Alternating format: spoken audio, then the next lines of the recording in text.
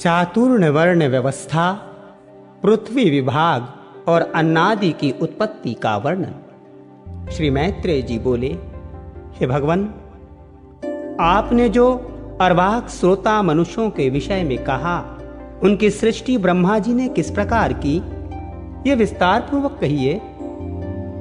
श्री प्रजापति ने ब्रह्मणादि वर्ण को जिन जिन गुणों से युक्त और जिस प्रकार रचा तथा उनके जो जो कर्तव्य कर्म निर्धारित किए, वो सब वर्णन कीजिए।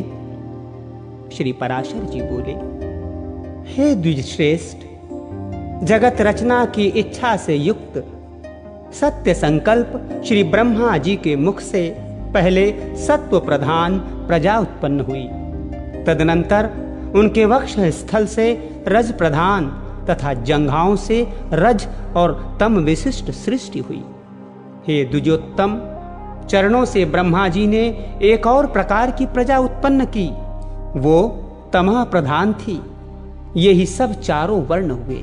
इस प्रकार हे द्विज सप्तम, ब्राह्मण, क्षत्रिय, वैश्य और शूद्र, ये चारों क्रमशः ब्रह्मा जी के मुख, वक्ष स्थल, जानु और चरणों से उत्पन्न हुए। हे महाभाग, ब्रह्मा जी ने यज्ञानुष्ठान करने के लिए, यज्ञ के लिए उत्तम साधन रूप इस संपूर्ण चातुर वर्ण की रचना की थी। हे धर्मज्ञ, यज्ञ से तृप्त होकर देवगण जल बरसाकर प्रजा को तृप्त करते हैं, अतः यज्ञ सर्वथा कल्याण का हेतु है। जो मनुष्य सदा स्वधर्म परायण, सदाचारी, सज्जन और सुमार्गगामी होते हैं, उन्हीं से यज्ञ का यथावत अनुष्ठान हो सकता है। हे मुने, यज्ञ के द्वारा मनुष्य इस मनुष्य शरीर से ही स्वर्ग और अपवर्ग प्राप्त कर सकता है तथा और भी जिस स्थान की उन्हें इच्छा हो उसी को जा सकते हैं। हे मुनि सप्तम, ब्रह्मा जी द्वारा रची हुई वो चातुर्य वर्ण विभाग में स्थित प्रजा अति श्रद्धा युक्त आचरण वाली, स्वेच्छा अनुसार रहने वाली, संपूर्ण बाधाओं से रहित, शुद्ध अंतःकरण वाली, सप्त कुलोत्तम और पुण्य कर्मों के अनुष्ठान से परम पवित्र थी। उसका चित्त शुद्ध होने के कारण उसमें निरंतर शुद्ध स्वरूप श्री हरि के विराजमान रहने से उन्हें शुद्ध ज्ञान प्राप्त होता था, जिससे वे भगवान के उस विष्णु नामक परम पद को देख पाते थे। फिर त्रेता युग के आरंभ में हमने तुमसे भगवान के जिस काल नामक अंश का पहले वर्णन किया है, वो अति अल्पसार वाले, सुख वाले, तुच्छ और घोर दुखमय पापों को प्रजा में प्रवृत्त कर देता है। हे मैत्रेय, उससे प्रजा में पुरुषार्थ का विघातक तथा अज्ञान और लोभ को उत्पन्न करने वाला रागादि रूप अधर्म का बीज उत्पन्न हो जाता है। तभी से उसे वो विष्णु पद प्राप्ति रूप स्वाभाविक सिद्धि और रसोल्लास आदि अन्य अष्ट सिद्धियां नहीं मिलती। उन समस्त सिद्धियों के क्षीण हो जाने और पाप के बढ़ जाने से फिर संपूर्ण प्रजा द्वंद्व, ह्रास और दुख से आतुर हो गई। तब उसने मरुभूमि, पर्वत और जल आदि के स्वाभाविक तथा कृत्रिम दुर्ग और पुर तथा खरवट आदि स्थापित किए। हे महामते, उन पुर आदिकों में शीत और घाम आदि बाधाओं से बचने के लिए उसने यथा योग्य घर बनाए। इस प्रकार शीतोष्णादि से बचने का उपाय करके उस प्रजा ने जीविका के साधन रूप कृषि तथा कला कौशल आदि की रचना की। हे मुने, धान, जौ, गेहूं, छोटे धान्य, तिल, कांगिनी, ज्वार, कोदो, छोटी मटर, उड़द, मूंग, मसूर, बड़ी मटर, कुल्थी, राई, चना और सन, ये 17 ग्राम्य औषधियों की जातियां हैं। ग्राम्य और वन्य दोनों प्रकार की मिलाकर कुल 14 औषधियां याज्ञिक हैं। उनके नाम ये हैं: धान, जौ, उड़द, गेहूं, छोटे धान्य, तिल, कांगिनी और कुल्थी। ये 8 और शामाक, समा, निवार, वनतिल, गवेधु, वेणुयौ, और मरकट मक्का। ये 14 ग्राम्य और वन्य औषधियां यज्ञानुष्ठान की सामग्री हैं और यज्ञ इनकी उत्पत्ति का प्रधान हेतु है। यज्ञों के सहित ये औषधियां प्रजा की वृद्धि का परम कारण हैं। इसलिए इहलोक परलोक के ज्ञाता पुरुष यज्ञों का अनुष्ठान किया करते हैं। हे मुनिश्रेष्ठ, नित्य प्रति किया जाने वाला यज्ञानुष्ठान मनुष्यों का परम उपकारक और उनके किए हुए पापों को शांत करने वाला है। हे महामुने, जिनके चित्त में काल की गति से पाप का बीज बढ़ता है, उन्हीं लोगों का चित्त यज्ञ में प्रवृत्त नहीं होता। उन यज्ञ के विरोधियों ने वैदिक मत, वेद और यज्ञादि कर्म सभी की निंदा की है। वे लोग दुरात्मा, दुराचारी, कुटिलमती, वेद विनिंदक और प्रवृत्ति मार्ग का उच्छेद करने वाले ही थे। हे धर्मवानों में श्रेष्ठ मैत्रेय, इस प्रकार कृषि आदि जीविका के साधनों के निश्चित हो जाने पर प्रजापति ब्रह्मा जी ने प्रजा की रचना कर उनके स्थान और गुणों के अनुसार मर्यादा, वर्ण और आश्रमों के धर्म तथा अपने धर्म का भली प्रकार पालन करने वाले समस्त वर्णों के लोक आदि की स्थापना की। कर्मनिष्ठ ब्राह्मणों का स्थान पितृलोक है। युद्ध क्षेत्र से कभी न हटने वाले क्षत्रियों का इंद्रलोक है तथा अपने धर्म का पालन करने वाले वैश्यों का वायुलोक और सेवा धर्म परायण शूद्रों का गंधर्व लोक है। 88,000 उद्भरिता मुनि हैं। उनका जो स्थान बताया गया है वही गुरुकुलवासी ब्रह्मचारियों का स्थान है। इसी प्रकार वनवासी वानप्रस्थों का स्थान सप्तर्षि लोक, गृहस्थों का पितृलोक और सन्यासियों का ब्रह्मलोक है तथा आत्मानुभव से तृप्त योगियों का स्थान अमर पद मोक्ष है। जो निरंतर एकांत सेवी और ब्रह्मचिंतन में मग्न रहने वाले योगी जन हैं, उनका जो परम स्थान है उसे पंडित जन ही देख पाते हैं। चंद्र और सूर्य आदि ग्रह भी अपने अपने लोकों में जाकर फिर लौट आते हैं, किंतु द्वादक्षर मंत्र ओम नमो भगवते वासुदेवाय, ओम नमो भगवते वासुदेवाय, ओम नमो भगवते वासुदेवाय का चिंतन करने वाले अभी तक मोक्ष पद से नहीं लौटे।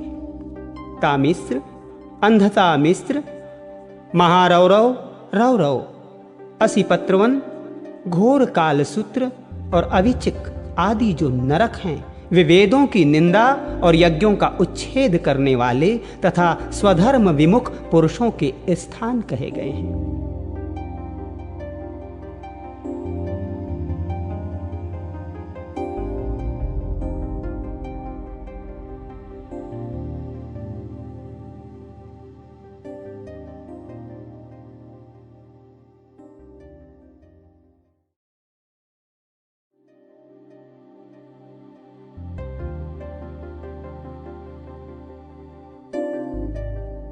मरीचि आदि प्रजापतिगण, तामसिक सर्ग, स्वायंभुव मनु और शतरूपा तथा उनकी संतान का वर्णन। श्री पराशर जी बोले, फिर उन प्रजापति के ध्यान करने पर उनके देह रूप भूतों से उत्पन्न हुए शरीर और इंद्रियों के सहित मानस प्रजा उत्पन्न हुई। उस समय मतिमान ब्रह्मा जी के जड़ शरीर से ही चेतन जीवों का प्रादुर्भाव हुआ। मैंने पहले जिनका वर्णन किया है, देवताओं से लेकर स्थावर पर्यंत वे सभी त्रिगुणात्मक चर और अचर जीव इसी प्रकार उत्पन्न हुए। जब महाबुद्धिमान प्रजापति की वो प्रजा पुत्र पौत्रादि क्रम से और न बढ़ी, तब उन्होंने भृगु, पुलत्स्य, पुलह, कृतु, अंगिरा, मरीचि, दक्ष, अत्रि और वशिष्ठ इन अपने ही सदृश अन्य मानस पुत्रों की सृष्टि की। पुराण में ये 9 ब्रह्मा माने गए हैं। फिर ख्याति, भूति, संभूति, क्षमा, प्रीति, सन्निति, ऊर्जा, अनुसूया तथा प्रसूति इन 9 कन्याओं को उत्पन्न कर इन्हें उन महात्माओं को तुम इनकी पत्नी हो ऐसा कहकर सौंप दिया। ब्रह्मा जी ने पहले जिन सनंदनादि को उत्पन्न किया था, वे निरपेक्ष होने के कारण संतान और संसार आदि में प्रवृत्त नहीं हुए। वे सभी ज्ञान संपन्न, विरक्त और मत्सरादि दोषों से रहित थे। उन महात्माओं की संसार रचना से ब्रह्मा जी को त्रिलोकी को भस्म कर देने वाला महान क्रोध उत्पन्न हुआ। हे मुने, उन ब्रह्मा जी के क्रोध के कारण संपूर्ण त्रिलोकी ज्वाला मालाओं से अत्यंत दैदीप्यमान हो गई। उस समय उनकी टेढ़ी भुकुटी और क्रोध संतप्त ललाट से दोपहर के सूर्य के समान प्रकाशमान रुद्र की उत्पत्ति हुई। उसका अति प्रचंड शरीर आधा नर और आधा नारी रूप था। तब ब्रह्मा जी अपने शरीर का विभाग कर ऐसा कहकर अंतर्ध्यान हो गए। ऐसा कहे जाने पर उस रुद्र ने अपने शरीरस्थ स्त्री और पुरुष दोनों भागों को अलग अलग कर दिया और फिर पुरुष भाग को 11 भागों में विभक्त किया तथा स्त्री भाग को सौम्य, क्रूर, शांत, अशांत और श्याम, गौर आदि कई रूपों में विभक्त कर दिया। तदनंतर हे द्विज, अपने से उत्पन्न अपने ही स्वरूप स्वयंभुव को ब्रह्मा जी ने प्रजा पालन के लिए प्रथम मनु बनाया। उन स्वयंभुव मनु ने अपने ही साथ उत्पन्न हुई तप के कारण निष्पाप शतरूपा नाम की स्त्री को अपनी पत्नी रूप से ग्रहण किया। हे धर्मज्ञ, उन स्वयंभुव मनु से शतरूपा देवी ने प्रियव्रत और उत्तानपाद नामक 2 पुत्र तथा उदार रूप और गुणों से संपन्न प्रसूति और आकुति नाम की 2 कन्याएं उत्पन्न की। उनमें से प्रसूति को दक्ष के साथ तथा आकुति को रुचि प्रजापति के साथ विवाह दिया। हे महाभाग, रुचि प्रजापति ने उसे ग्रहण कर लिया। तब उन दंपत्ति के यज्ञ और दक्षिणा ये युगल जुड़वा संतान उत्पन्न हुई। यज्ञ के दक्षिणा से 12 पुत्र हुए जो स्वयंभुव मनवंतर में याम नाम के देवता कहलाए तथा दक्ष ने प्रसूति से 24 कन्याएं उत्पन्न की। मुझसे उनके शुभ नाम सुनो। श्रद्धा, लक्ष्मी, धृति, तुष्टि, मेघा, पुष्टि, क्रिया, बुद्धि, लज्जा, वपु, शांति, सिद्धि और 13वीं कीर्ति। इन दक्ष कन्याओं को धर्म ने पत्नी रूप से ग्रहण किया।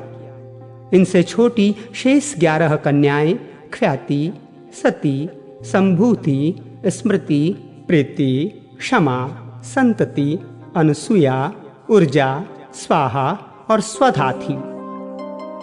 हे मुनि सत्तम, इन ख्याति आदि कन्याओं को क्रमशः भृगु, शिव, मरीचि, अंगिरा, पुलत्स्य, पुलह, क्रतु, अत्रि, वशिष्ठ इन मुनियों तथा अग्नि और पितरों ने ग्रहण किया।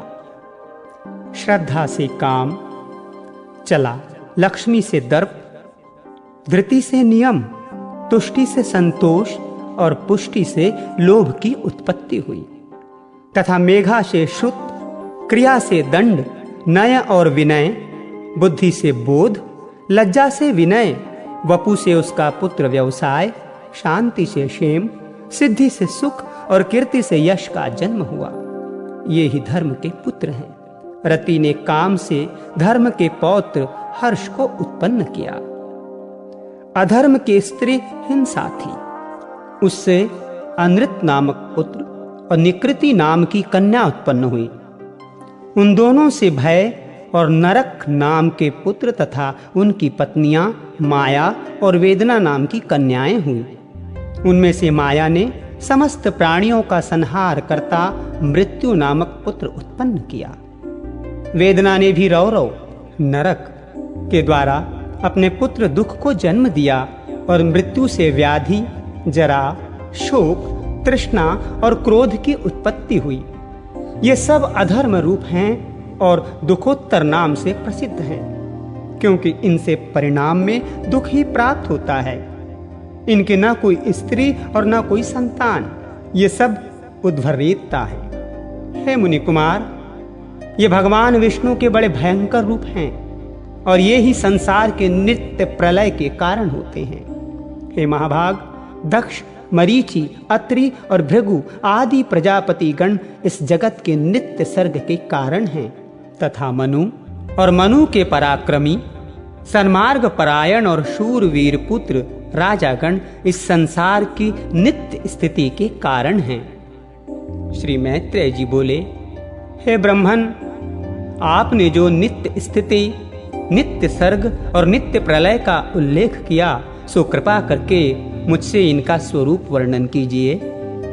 श्री पराशर जी बोले, जिनकी गति कहीं नहीं रुकती, वे अचिन्हित आत्मा सर्वव्यापक भगवान मधुसूदन निरंतर इन मनु आदि रूपों से संसार की उत्पत्ति, स्थिति और नाश करते रहते हैं। हे द्विज, समस्त भूतों का 4 प्रकार का प्रलय है, नैमित्तिक, प्राकृतिक, आत्यंतिक और नित्य। उनमें से नैमित्तिक प्रलय ही बाह्य प्रलय है, जिसमें जगतपति ब्रह्मा जी कल्पांत में शयन करते हैं, तथा प्राकृतिक प्रलय में ब्रह्मांड प्रकृति में लीन हो जाता है। ज्ञान के द्वारा योगी का परमात्मा में लीन हो जाना आत्यंतिक प्रलय है, और रात दिन जो भूतों का क्षय होता है वही नित्य प्रलय है। प्रकृति से महत्वादि क्रम से जो सृष्टि होती है वो प्राकृतिक सृष्टि कहलाती है, और अवांतर प्रलय के अनंतर जो ब्रह्मा के द्वारा चराचर जगत की उत्पत्ति होती है वो दैनंदिनी सृष्टि कही जाती है। और हे मुनिश्रेष्ठ, जिसमें प्रतिदिन प्राणियों की उत्पत्ति होती रहती है, उसे पुराणार्थ में कुशल महानुभावों ने नित्य सृष्टि कहा है। इस प्रकार समस्त शरीर में स्थित भूत भावन भगवान विष्णु जगत की उत्पत्ति, स्थिति और प्रलय करते रहते हैं। हे मैत्रेय, सृष्टि, स्थिति और विनाश की इन वैष्णवी शक्तियों का समस्त शरीरों में समान भाव से अहर्निश संचार होता रहता है। हे ब्रह्मन, ये तीनों महती शक्तियां त्रिगुणमयी हैं, अतः जो उन तीनों गुणों का अतिक्रमण कर जाता है वो परम पद को ही प्राप्त कर लेता है, फिर जन्म मरणादि के चक्र में वो नहीं पड़ता।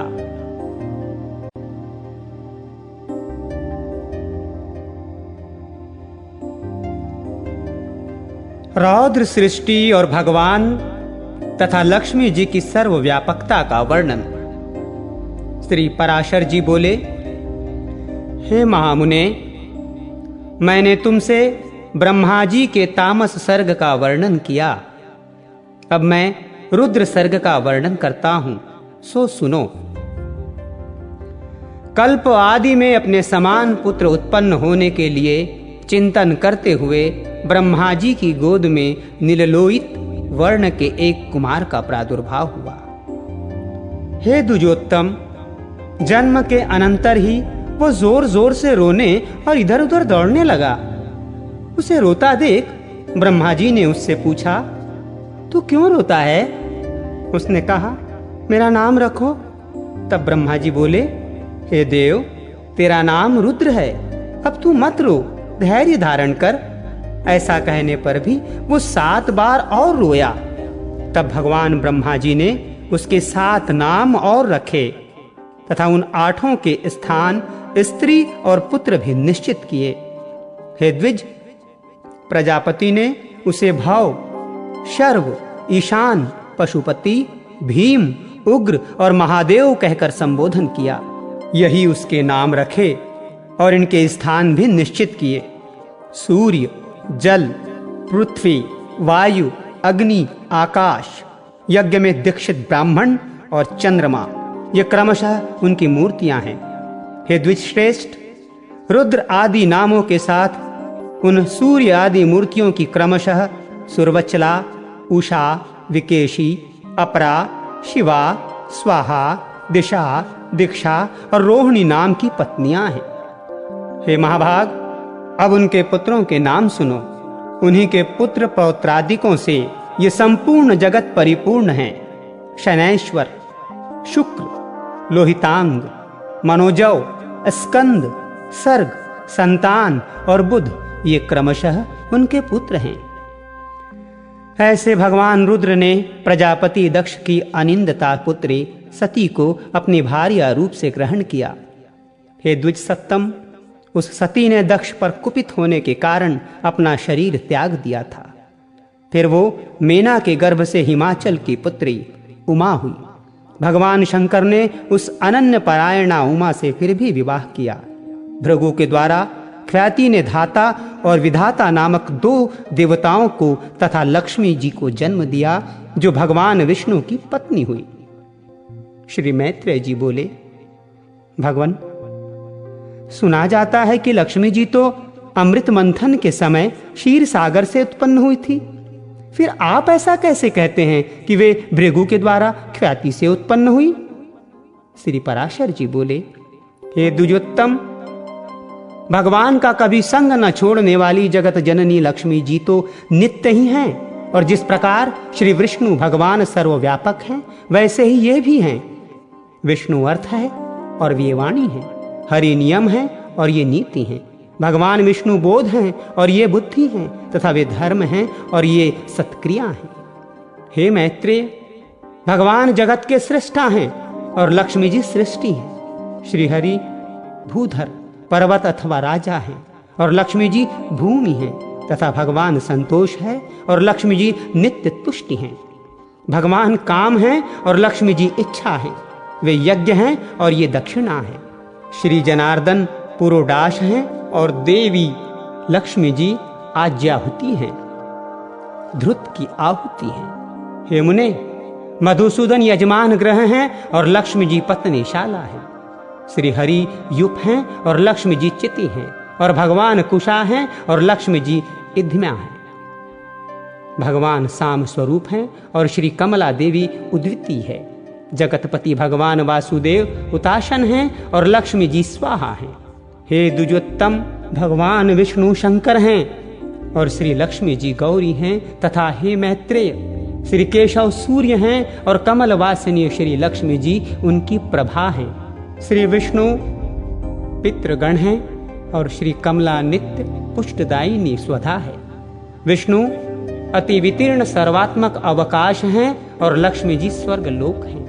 भगवान श्रीधर चंद्रमा हैं और श्री लक्ष्मी जी उनकी अक्षय कांति है। हरि सर्वगामी वायु है और लक्ष्मी जी जगत श्रेष्ठा है, और ध्रुति आधार है। हे महामुने, श्री गोविंद समुद्र हैं और हे द्विज, लक्ष्मी जी उनकी तरंग हैं। भगवान मधुसूदन देवराज इंद्र हैं और लक्ष्मी जी इंद्राणी हैं। चक्रपाणी भगवान यम हैं और श्री कमला यम पत्नी धुमोर्णा है। देवाधिदेव श्री विष्णु कुबेर हैं और श्री लक्ष्मी जी साक्षात रिद्धि हैं। श्री केशव जी स्वयं वरुण हैं और महाभागा लक्ष्मी जी गौरी हैं। हे द्विजराज, श्री हरि देवसेनापति स्वामी कार्तिकेय हैं और श्री लक्ष्मी जी देवसेना हैं। हे द्विजोत्तम, भगवान गदाधर आश्रय हैं और लक्ष्मी जी शक्ति हैं। भगवान निमेष हैं और लक्ष्मी जी काष्ठा हैं। वे मुहूर्त हैं और ये कला हैं। सर्वेश्वर सर्वरूप श्री हरि दीपक हैं और श्री लक्ष्मी जी ज्योति हैं। श्री विष्णु वृक्ष रूप हैं और जगत माता श्री लक्ष्मी जी लता हैं। चक्र गदाधर देव श्री विष्णु दीन हैं और श्री लक्ष्मी जी रात्रि हैं। वरदायक श्री हरि वर हैं और पद्म निवासिनी श्री लक्ष्मी जी वधू हैं। भगवान नद हैं और श्री जी नदी है। कमल नयन भगवान ध्वजा है और कमलालया लक्ष्मी जी पताका है। जगदीश्वर परमात्मा नारायण लोभ है और लक्ष्मी जी तृष्णा है।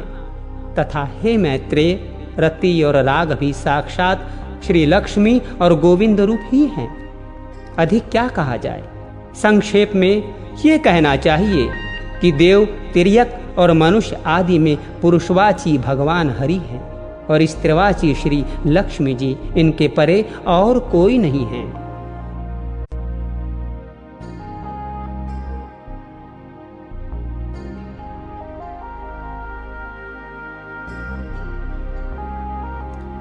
दुर्वासा जी के शाप से इंद्र का पराजय।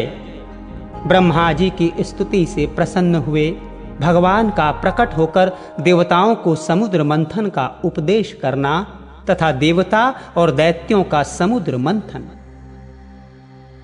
श्री पराशर जी बोले, हे मैत्रेय, तुमने इस समय मुझसे जिसके विषय में पूछा है वो श्री संबंध लक्ष्मी जी का इतिहास मैंने भी मरीचि ऋषि से सुना था। वो मैं तुम्हें सुनाता हूं, सावधान होकर सुनो। एक बार शंकर के अंशावतार श्री दुर्वासा जी पृथ्वी तल में विचर रहे थे। घूमते घूमते उन्होंने विद्याधरी के हाथों में संतानक पुष्पों की एक दिव्य माला देखी। हे ब्रह्मन, उनकी गंध से सुवासित होकर वो वनवासियों के लिए अति सेवनीय हो रहा था। तब उन उन्मत्त वृत्ति वाले विप्रवर ने वो सुंदर माला देखकर उसे उस विद्याधर सुंदरी से मांगा। उनके मांगने पर उस बड़े बड़े नेत्रों वाली कुशांगी विद्याधरी ने उन्हें आदरपूर्वक प्रणाम करके वो माला दे दी। हे मैत्रेय, उन उन्मत्त वेशधारी विप्रवर ने उसे लेकर अपने मस्तक पर डाल लिया और पृथ्वी पर विचरने लगे। इसी समय उन्होंने उन्मत्त ऐरावत पर चढ़कर देवताओं के साथ आते हुए त्रैलोक्याधिपति शचीपति इंद्र को देखा। उन्हें देखकर मुनिवर दुर्वासा ने उन्मत्त के समान वो मतवाले भौरों से गुंजायमान माला उनके सिर पर से उतारकर देवराज इंद्र के ऊपर फेंक दी। देवराज ने उसे लेकर ऐरावत के मस्तक पर डाल दी। उस समय वो ऐसी सुशोभित हुई मानो कैलाश पर्वत के शिखर पर श्री गंगा जी विराजमान हो। उस मदोमत्त हाथी ने उसकी गंध से आकर्षित हो उसे सुंड से सूंघ कर पृथ्वी पर फेंक दिया। हे मैत्रेय, ये देखकर मुनिश्रेष्ठ भगवान दुर्वासा जी अति क्रोधित हुए और देवराज इंद्र से इस प्रकार बोले, अरे ऐश्वर्य के मद से दुष्चित्त इंद्र, तू बड़ा ढीठ है। तूने मेरी दी हुई संपूर्ण शोभा की धाम माला का कुछ भी आदर नहीं किया। अरे तूने न तो प्रणाम करके बड़ी कृपा की, ऐसा ही कहा, और न हर्ष से प्रसन्न वदन होकर उसे अपने सिर पर ही रखा। अरे मूढ़, तूने मेरी दी हुई माला का कुछ भी मूल्य नहीं किया, इसलिए तेरा त्रिलोकी का वैभव नष्ट हो जाएगा। इंद्र, निश्चय ही तू मुझे और ब्राह्मणों के समान ही समझता है, इसीलिए तुझ अति मानी ने हमारा इस प्रकार अपमान किया है। अच्छा, तूने मेरी दी हुई माला को पृथ्वी पर फेंका है, इसलिए तेरा ये त्रिभुवन भी शीघ्र ही श्रीहीन हो जाएगा। अरे देवराज, जिसके क्रुद्ध होने पर संपूर्ण चराचर जगत भयभीत हो जाता है, उस मेरा ही तूने अति गर्व से इस प्रकार अपमान किया। श्री पराशर जी बोले, तब तो इंद्र ने तुरंत ही ऐरावत हाथी से उतरकर निष्पाप मुनिवर दुर्वासा जी को प्रसन्न किया। तब उसके प्रणाम आदि करने से प्रसन्न होकर मुनिश्रेष्ठ दुर्वासा जी उससे इस प्रकार कहने लगे, इंद्र, मैं कृपालु चित्त नहीं हूं, मेरे अंतःकरण में क्षमा को स्थान नहीं है। वे मुनिजन तो और ही हैं, तुम समझो मैं तो दुर्वासा हूं ना। गौतमादि अन्य मुनिजनों ने व्यर्थ ही तुझे इतना मुंह लगा लिया है, पर याद रख, मुझ दुर्वासा का सर्वस्व तो क्षमा न करना ही है। दया मूर्ति वशिष्ठ आदि के बढ़ बढ़कर स्तुति करने से तू इतना गर्विला हो गया है कि आज मेरा भी अपमान करने चला है। अरे आज त्रिलोकी में ऐसा कौन है जो मेरे प्रज्वलित जटा कलाप और टेढ़ी भकुटी को देखकर भयभीत ना हो जाए। अरे शतक्रतो, तू बारंबार अनुनय विनय करने का ढोंग क्यों करता है? तेरे इस कहने सुनने से क्या होगा? मैं क्षमा नहीं कर सकता। श्री पराशर जी बोले, हे ब्रह्मन, इस प्रकार कहकर वे विप्रवर वहां से चल दिए और इंद्र भी ऐरावत पर चढ़कर अमरावती को चले गए। हे मैत्रेय, तभी से इंद्र के सहित तीनों लोग वृक्ष लता आदि के क्षीण हो जाने से श्रीहीन और नष्ट भ्रष्ट होने लगे। तब से यज्ञों का होना बंद हो गया, तपस्वियों ने तप करना छोड़ दिया तथा लोगों का दान आदि धर्मों से चित्त नहीं रहा। हे द्विजोत्तम, संपूर्ण लोग लोभादि के वशीभूत हो जाने से सत्व शून्य सामर्थ्यहीन हो गए और तुच्छ वस्तुओं के लिए भी लालायित रहने लगे। जहां सत्व होता है वहीं लक्ष्मी रहती हैं और सत्व भी लक्ष्मी का ही साथी है। श्रीहीनों में भला सत्व कहां, और बिना सत्व के गुण कैसे ठहर सकते हैं? बिना गुणों के पुरुष में बल, शौर्य आदि सभी का अभाव हो जाता है और निर्बल तथा अशक्त पुरुष सभी से अपमानित होता है। अपमानित होने पर प्रतिष्ठित पुरुष की बुद्धि बिगड़ जाती है। इस प्रकार त्रिलोकी के श्रीहीन और सत्वरहित हो जाने पर दैत्य और दानवों ने देवताओं पर चढ़ाई कर दी। सत्व और वैभव से शून्य होने पर भी दैत्यों ने लोभवश निसत्व और श्रीहीन देवताओं से घोर युद्ध ठाना। अंत में दैत्यों द्वारा देवता लोक परास्त हुए। तब इंद्रादि समस्त देवगण अग्निदेव को आगे कर महाभाग पितामह श्री ब्रह्मा जी की शरण में गए। देवताओं से संपूर्ण वृत्तांत सुनकर श्री ब्रह्मा जी ने उनसे कहा, हे देवगण, तुम दैत्य दलन पर परावेश्वर भगवान विष्णु की शरण में जाओ, जो आरोप से संसार की उत्पत्ति, स्थिति और संहार के कारण हैं, किंतु वास्तव में कारण भी नहीं है, और जो चराचर के ईश्वर, प्रजापतियों के स्वामी, सर्वव्यापक, अनंत और अजेय हैं, तथा जो अजन्मा किंतु कार्य रूप में परिणित हुए प्रधान, मूल प्रकृति और पुरुष के कारण हैं, वो शरणागत वत्सल हैं। वे अवश्य तुम्हारा मंगल करेंगे। श्री पराशर जी बोले, हे मैत्रेय, संपूर्ण देवगणों से इस प्रकार कहकर लोक पितामह श्री ब्रह्मा जी भी उनके साथ क्षीरसागर के उत्तरी तट पर गए। वहां पहुंचकर पितामह ब्रह्मा जी ने समस्त देवताओं के साथ परावरनाथ श्री विष्णु भगवान की अति मंगलमय वाक्यों से स्तुति की। ब्रह्मा जी कहने लगे, जो समस्त अणुओं से भी अणु और पृथ्वी आदि समस्त गुरुओं, भारी पदार्थों से भी गुरु भारी हैं, उन निखिल लोक विश्राम पृथ्वी के आधार स्वरूप अप्रकाश्य, अमेघ, सर्वरूप, सर्वेश्वर, अनंत, अज और अव्यय नारायण को मैं नमस्कार करता हूँ। मेरे सहित संपूर्ण जगत जिसमें स्थित है, जिससे उत्पन्न हुआ है, और जो देव सर्वभूतमय हैं तथा जो प्रधान आदि से भी पर है, जो पर पुरुष से भी पर है, मुक्ति लाभ के लिए मोक्ष कामी मुनिजन जिसका ध्यान धरते हैं, तथा जिस ईश्वर में सत्वादि प्राकृतिक गुणों का सर्वथा अभाव है, वो समस्त शुद्ध पदार्थों से भी परम शुद्ध परमात्म स्वरूप आदि पुरुष हम पर प्रसन्न हो। जिस शुद्ध स्वरूप भगवान की शक्ति, विभूति, कला, काष्ठा और मुहूर्त आदि काल क्रम का विषय नहीं है, वे भगवान विष्णु हम पर प्रसन्न हो। जो शुद्ध स्वरूप होकर भी उपचार से परमेश्वर अर्थात लक्ष्मीपति कहलाते हैं, और जो समस्त देहधारियों के आत्मा हैं, वे श्री विष्णु भगवान हम पर प्रसन्न हो। जो कारण और कार्य रूप हैं तथा कारण के भी कारण और कार्य के भी कार्य हैं, वे श्री हरि हम पर प्रसन्न हो। जो कार्य महतत्व के कार्य, अहंकार का भी कार्य, तन्मात्रा पच्चक हैं, उसके कार्य भूत पंचक का भी कार्य, ब्रह्मांड जो स्वयं है और जो उसके कार्य ब्रह्मा दक्षादि का भी कार्यभूत, प्रजापतियों के पुत्र पौत्रादि हैं, उसे हम प्रणाम करते हैं। तथा जो जगत के कारण ब्रह्मादि का कारण ब्रह्मांड और उसके कारण भूत पंचक के कारण पंच तन्मात्रा के कारणों, अहंकार महतत्वादि का भी हेतु मूल प्रकृति है, उस परमेश्वर को हम प्रणाम करते हैं।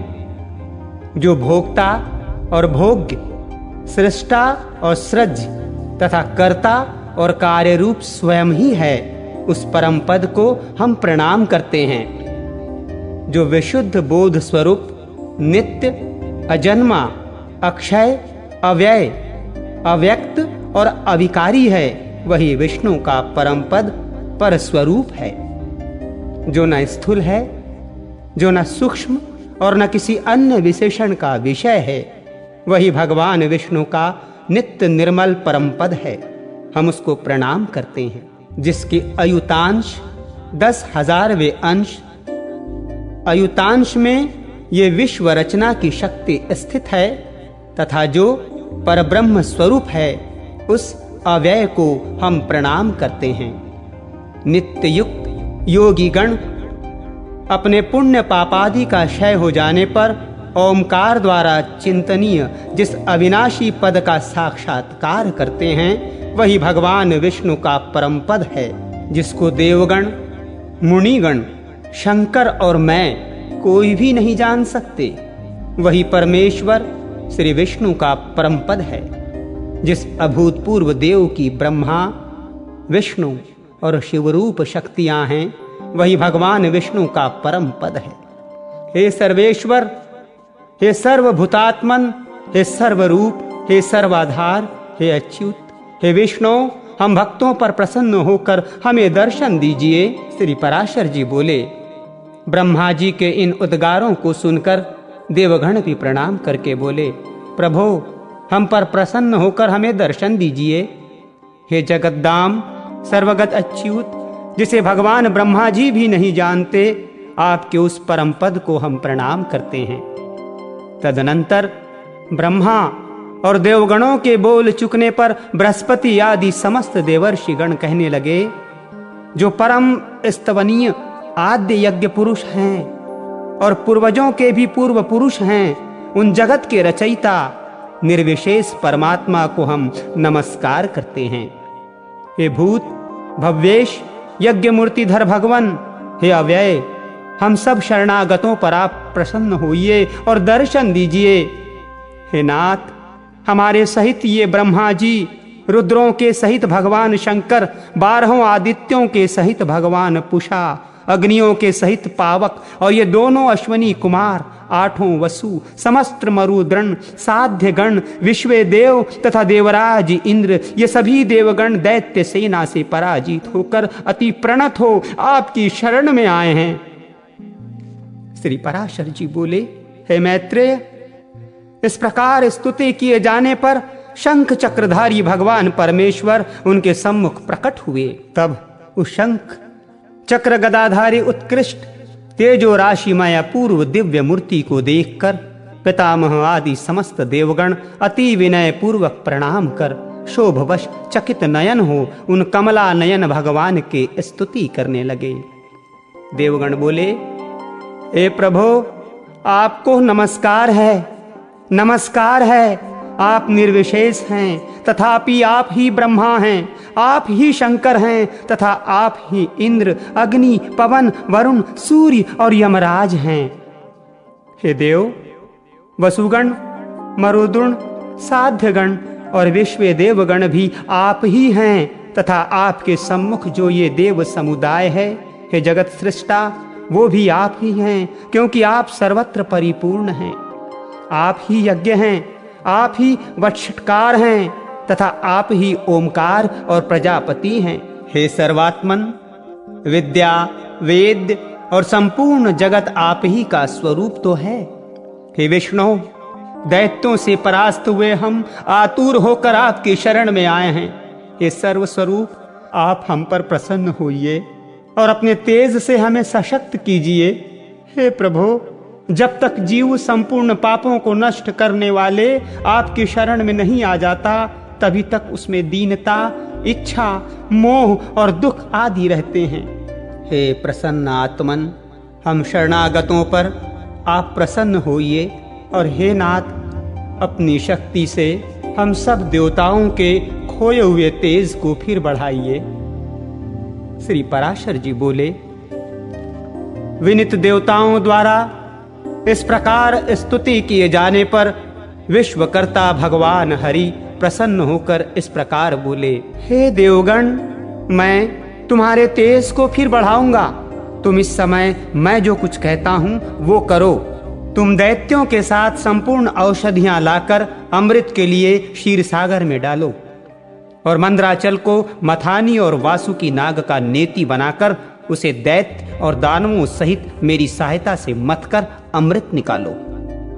तुम लोग साम नीति का अवलंबन कर दैत्यों से कहो कि इस काम में सहायता करने से आप लोग भी इसके फल में समान भाग पाएंगे।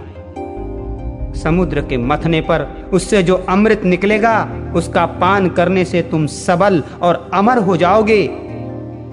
हे देवगण, तुम्हारे लिए मैं ऐसी युक्ति करूंगा जिससे तुम्हारे द्वेषी दैत्यों को अमृत न मिल सकेगा और उनके हिस्से में केवल समुद्र मंथन का क्लेश ही आएगा। श्री पराशर जी बोले, तब देव भगवान विष्णु के ऐसा कहने पर सभी देवगण दैत्यों से संधि करके अमृत प्राप्ति के लिए यत्न करने लगे। हे मैत्रेय, देव दानव और दैत्यों ने नाना प्रकार की औषधियां लाकर उन्हें शरद ऋतु के आकाश किसी निर्मल कांति वाले क्षीरसागर के जल में डाला और मंदराचल को मथानी तथा वासुकी नागों को नेति बनाकर बड़े वेग से अमृत मथना आरंभ किया। भगवान ने जिस ओर वासुकी की पूंछ थी उस ओर देवताओं को तथा जिस ओर मुख था उधर दैत्यों को नियुक्त किया।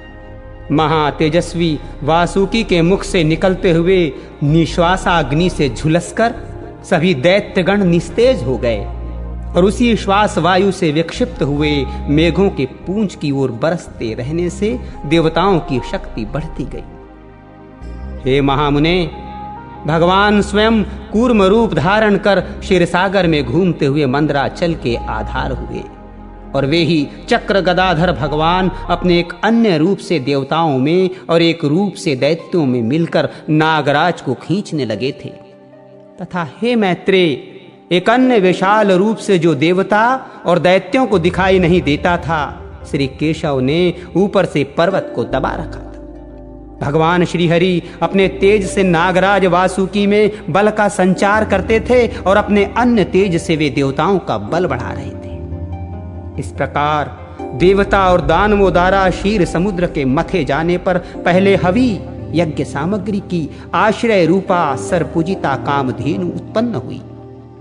हे महामुने, उस समय देव और दानवगण अति आनंदित हुए और उसकी ओर चित्त खींच जाने से उनकी टकटकी बंध गई। फिर स्वर्ग लोक में ये क्या है, ये क्या है? इस प्रकार चिंता करते हुए सिद्धि के समक्ष मद से घूमते हुए नेत्र वाली वारुणी देवी प्रकट हुई और पुनः मंथन करने पर उस क्षीर सागर से अपनी गंध से त्रिलोकी को सुगंधित करने वाला तथा सुर सुंदरियों का आनंद वर्धक कल्प वृक्ष उत्पन्न हुआ। हे मैत्रेय, तत्पश्चात क्षीरसागर से रूप और उदारता आदि गुणों से युक्त अति अद्वित अप्सराएं प्रकट हुई। फिर चंद्रमा प्रकट हुआ जिसे महादेव जी ने ग्रहण कर लिया। इसी प्रकार क्षीरसागर से उत्पन्न हुए विष को नागों ने ग्रहण किया। फिर श्वेत वस्त्रधारी साक्षात भगवान धन्वंतरी जी अमृत से भरा कमंडल लिए प्रकट हुए। हे मैत्रेय, उस समय मुनिगण के सहित समस्त दैत्य और दानवगण स्वस्थ चित्त होकर अति प्रसन्न हुए। उसके पश्चात विकसित कमल पर विराजमान स्फुट कांतिमयी श्री लक्ष्मी देवी हाथों में कमल पुष्प धारण किए क्षीर समुद्र से प्रकट हुई। उस समय महर्षिगण अति प्रसन्नता पूर्वक श्री सूक्त द्वारा उनकी स्तुति करने लगे और विश्वावसु आदि गंधर्वगण उनके सम्मुख गान और धृताची आदि अप्सराएं नृत्य करने लगी। उन्हें अपने जल से स्नान कराने के लिए गंगा आदि नदियां स्वयं उपस्थित हुईं और दिग्गजों ने सुवर्ण कलशों से भरे हुए उनके निर्मल जल से सर्वलोक माहेश्वरी श्री लक्ष्मी देवी को स्नान कराया और क्षीरसागर ने मूर्तिमान होकर उन्हें विकसित कमल पुष्पों की माला दी तथा विश्वकर्मा ने उनके अंग प्रत्यंग में विविध आभूषण पहनाए। इस प्रकार दिव्य माला वस्त्र धारण कर, दिव्य जल से स्नान कर, दिव्य आभूषणों से विभूषित हो श्री लक्ष्मी जी संपूर्ण देवताओं के देखते देखते श्री विष्णु भगवान के वक्ष स्थल में विराजमान हुई। हे मैत्रेय, श्री हरि के वक्ष स्थल में विराजमान श्री लक्ष्मी जी का दर्शन कर देवताओं को अकस्मात अत्यंत प्रसन्नता प्राप्त हुई और हे महाभाग, लक्ष्मी जी से परित्यक्त होने के कारण भगवान विष्णु के विरोधी विप्रचिति आदि दैत्यगण परम उद्विग्न व्याकुल हुए। तब उन महाबलवान दैत्यों ने श्री धन्वंतरी जी के हाथ से वो कमंडल छीन लिया जिसमें अति उत्तम अमृत भरा हुआ था। अतः स्त्री मोहिनी रूपधारी भगवान विष्णु ने अपनी माया से दानवों को मोहित कर उनसे वो कमंडल लेकर देवताओं को दे दिया। तब इंद्र आदि देवगण उस अमृत को पी गए। इससे दैत्य लोग अति तीखे खड्ग आदि शस्त्रों से सुसज्जित हो उन पर टूट पड़े किंतु अमृत पान के कारण बलवान हुए देवताओं द्वारा मारी काटी जाकर दैत्यों की संपूर्ण सेना दिशा विदिशाओं में भाग गई और कुछ पाताल लोक में भी चली गई। फिर देवगण प्रसन्नता पूर्वक शंख चक्र गदाधारी भगवान को प्रणाम कर पहले के ही समान स्वर्ग का शासन करने लगे। हे मुनिश्रेष्ठ, उस समय से प्रखर तेजो युक्त भगवान सूर्य अपने मार्ग से तथा अन्य तारागण भी अपने अपने मार्ग से चलने लगे। सुंदर दीप्तिशाली भगवान अग्निदेव अत्यंत प्रज्वलित हो उठे और उसी समय से समस्त प्राणियों की धर्म में प्रवृत्ति हो गई। हे द्विजोत्तम, त्रिलोकी श्री संपन्न हो गई और देवताओं में श्रेष्ठ इंद्र भी पुनः श्रीमान हो गए। तदनंतर इंद्र ने स्वर्गलोक में जाकर फिर से देवराज्य पर अधिकार पाया और राज सिंहासन पर आरूढ़ हो पद्महस्ता श्री लक्ष्मी जी की इस प्रकार स्तुति की। इंद्र बोले, संपूर्ण लोकों की जननी, विकसित कमल के सदृश नेत्रों वाली, भगवान विष्णु के वक्ष स्थल में विराजमान कमलोद्भवा श्री लक्ष्मी देवी को मैं नमस्कार करता हूं। कमल ही जिनका निवास स्थान है, कमल ही जिनके कर कमलों में सुशोभित होता है तथा कमल दल के समान ही जिनके नेत्र हैं, उन कमल मुखी कमल नाभ प्रिया श्री कमला देवी की मैं वंदना करता हूं। हे देवी, तुम सिद्धि हो, स्वधा हो, स्वाहा हो, सुधा हो और त्रिलोकी को पवित्र करने वाली हो तथा तुम ही संध्या, रात्रि, प्रभा, विभूति, मेघा, श्रद्धा और सरस्वती हो। हे शोभने, यज्ञ विद्या कर्मकांड, महाविद्या उपासना, गुहा विद्या इंद्रजाल तुम ही हो तथा हे देवी, तुम ही मुक्ति फलदायिनी आत्मविद्या हो। हे देवी, आणविक्षिकी, तर्क विद्या, वेदत्रयी, वार्ता, शिल्प वाणिज्यादि और दंड नीति राजनीति भी तुम ही हो। तुम्ही ने अपने शांत और उग्र रूपों से यह समस्त संसार व्याप्त किया हुआ है। हे देवी, तुम्हारे बिना और ऐसी कौन स्त्री है जो देव देव भगवान गदाधर के योगी जन चिंतित सर्वयज्ञमय शरीर का आश्रय पा सके। हे देवी, तुम्हारे छोड़ देने पर संपूर्ण त्रिलोकी नष्ट प्राय हो गई थी, अब तुम्ही ने उसे पुनः जीवन दान दिया है। हे महाभागे, स्त्री, पुत्र, गृह, धन, धान्य तथा सुहृद से ये सब सदा आप ही के दृष्टिपात से मनुष्यों को मिलते हैं। हे देवी, तुम्हारी कृपा दृष्टि के पात्र पुरुषों के लिए शारीरिक आरोग्य, ऐश्वर्य, शत्रु पक्ष का नाश और सुख आदि कुछ भी दुर्लभ नहीं है। तुम संपूर्ण लोकों की माता हो और देवदेव भगवान हरि पिता हैं। हे मात, तुमसे और श्री विष्णु भगवान से ये सकल चराचर जगत व्याप्त है। हे सर्व पावनी मातेश्वरी, हमारे कोश, गोष्ठ, ग्रह, भोग सामग्री, शरीर और स्त्री आदि को आप कभी न त्यागे, अर्थात इनमें भरपूर रहे। अयि विष्णु वक्षः स्थले निवासिनी, हमारे पुत्र, सुहृद, पशु और भूषण आदि को आप कभी न छोड़े।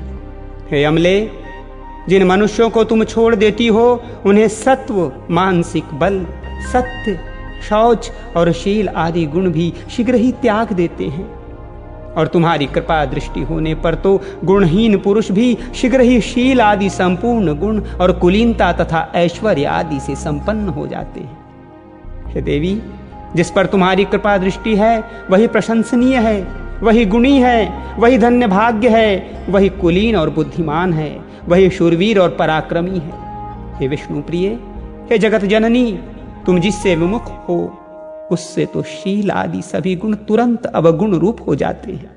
हे देवी, तुम्हारे गुणों का वर्णन करने में तो श्री ब्रह्मा जी की रसना भी समर्थ नहीं है, फिर मैं क्या कर सकता हूँ। अतः हे कमल नयने, अब मुझ पर प्रसन्न हो और मुझे कभी ना छोड़ो। श्री पराशर जी बोले, हे द्विज, इस प्रकार सम्यक स्तुति किए जाने पर सर्वभूत स्थिता श्री लक्ष्मी जी सब देवताओं के सुनते हुए इंद्र से इस प्रकार बोली, हे देवेश्वर इंद्र, मैं तेरे इस स्रोत से अति प्रसन्न हूँ। तुझको जो अभिष्ट हो वही वर मांग ले, मैं तुझे वर देने के लिए ही यहाँ आई हूँ। इंद्र बोले, हे देवी, यदि आप वर देना चाहती हैं और मैं भी यदि वर पाने योग्य हूँ तो मुझको पहला वर तो यही दीजिए कि आप इस त्रिलोकी का कभी त्याग न करें, और हे समुद्र संभवे दूसरा वर मुझे ये दीजिए कि जो कोई आपकी स्रोत से स्तुति करे उसे आप कभी न त्यागें। श्री लक्ष्मी जी बोली, हे देव श्रेष्ठ इंद्र, मैं अब इस त्रिलोकी को कभी न छोड़ूंगी। तेरे स्रोत से प्रसन्न होकर मैं तुझे ये वर देती हूँ, तथा जो कोई मनुष्य प्रातः काल और सायंकाल के समय इस स्रोत से मेरी स्तुति करेगा उससे भी मैं कभी विमुख नहीं होऊंगी। श्री पराशर जी बोले, हे मैत्रेय, इस प्रकार पूर्व काल में महाभागा श्री लक्ष्मी जी ने देवराज की स्रोत रूप आराधना से संतुष्ट होकर उन्हें ये वर दिए। लक्ष्मी जी पहले भृगु जी के द्वारा ख्याति नामक स्त्री से उत्पन्न हुई थीं। फिर अमृत मंथन के समय देव और दानवों के प्रयत्न से वे समुद्र से प्रकट हुईं। इस प्रकार संसार के स्वामी देवाधिदेव श्री विष्णु भगवान जब जब अवतार धारण करते हैं तभी लक्ष्मी जी उनके साथ रहती हैं। जब श्री हरि आदित्य रूप हुए तो वे पद्म से फिर उत्पन्न हुई और पद्मा कहलाईं, तथा जब वे परशुराम हुए तो ये पृथ्वी हुई। श्री हरि के राम होने पर ये सीता जी हुई और कृष्णावतार में श्री रुक्मणी जी हुई। इसी प्रकार अन्य अवतारों में भी ये भगवान से कभी पृथक नहीं होती। भगवान के देवरूप होने पर ये दिव्य शरीर धारण करती हैं और मनुष्य होने पर मानवीय रूप से प्रकट होती हैं। विष्णु भगवान के शरीर के अनुरूप ही ये अपना शरीर भी बना लेती हैं। जो मनुष्य लक्ष्मी जी के जन्म की इस कथा को सुनेगा अथवा पढ़ेगा उसके घर में वर्तमान, आगामी और भूत तीनों कुलों के रहते हुए कभी लक्ष्मी का नाश न होगा। हे मुने, जिन घरों में लक्ष्मी जी के स्रोत का पाठ होता है उनमें कलह की आधारभूता दरिद्रता कभी नहीं ठहर सकती।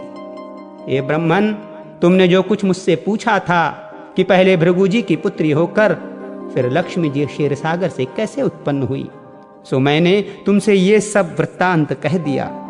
इस प्रकार इंद्र के मुख से प्रकट हुई ये लक्ष्मी जी की स्तुति सकल विभूतियों की प्राप्ति का कारण है। जो लोग इसका नित्य प्रति पाठ करेंगे उनके घर में निर्धनता कभी नहीं रह सकेगी।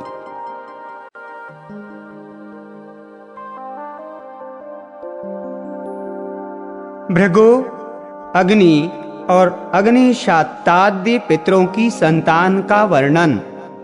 श्री मैत्रेय जी बोले, हे मुने, मैंने आपसे जो कुछ पूछा था वो सब आपने वर्णन किया। अब भृगु जी की संतान से लेकर संपूर्ण सृष्टि का आप मुझसे फिर वर्णन कीजिए। श्री पराशर जी बोले, भृगु जी के द्वारा ख्याति से विष्णु पत्नी लक्ष्मी जी और धाता विधाता नामक दो पुत्र उत्पन्न हुए। महात्मा मेरु की आयति और नियति नामी कन्याएं धाता और विधाता की स्त्रियां थीं। उनसे उनके प्राण और मुकुंड नामक दो पुत्र हुए। मृकुंड से मार्कंडेय और उनसे वेदशिरा का जन्म हुआ। अब प्राण की संतान का वर्णन सुनो। प्राण का पुत्र द्युतिमान और उसका पुत्र राजवान हुआ। हे महाभाग, उस राजवान से फिर भृगुवंश का बड़ा विस्तार हुआ। मरीचि की पत्नी संभूति ने पौर्णिमास को उत्पन्न किया। उस महात्मा के विरजा और पर्वत दो पुत्र थे। हे द्विज, उनके वंश का वर्णन करते समय मैं उन दोनों की संतान का वर्णन करूंगा। अंगिरा की पत्नी स्मृति थी। उसके सनी वाली कुहू, राका और अनुमति नाम की कन्याएं हुई। अत्रि की भार्या अनसुया ने चंद्रमा, दुर्वासा और योगी दत्तात्रेय इन निष्पाप पुत्रों को जन्म दिया। बुलत्स की स्त्री प्रेति से दत्तोलिका का जन्म हुआ, जो अपने पूर्व जन्म में स्वयंभुव मनवंतर में अगत्य कहा जाता था। प्रजापति पुलह की पत्नी क्षमा से करदम, उर्वरियान और सहिष्णु ये तीन पुत्र हुए। क्रतु की संतति नामक भार्या ने अंगूठे के पौरुओं के समान शरीर वाले तथा प्रखर सूर्य के समान तेजस्वी वाल्खिल्यादि 60,000 उध्वरेता मुनियों को जन्म दिया। वशिष्ठ की ऊर्जा नामक स्त्री से रज, गोत्र, उधरबाहु, सवन, अनध, सुतपा और शुक्र ये 7 पुत्र उत्पन्न हुए। ये निर्मल स्वभाव वाले समस्त मुनिगण तीसरे मनवंतर में सप्तऋषि हुए।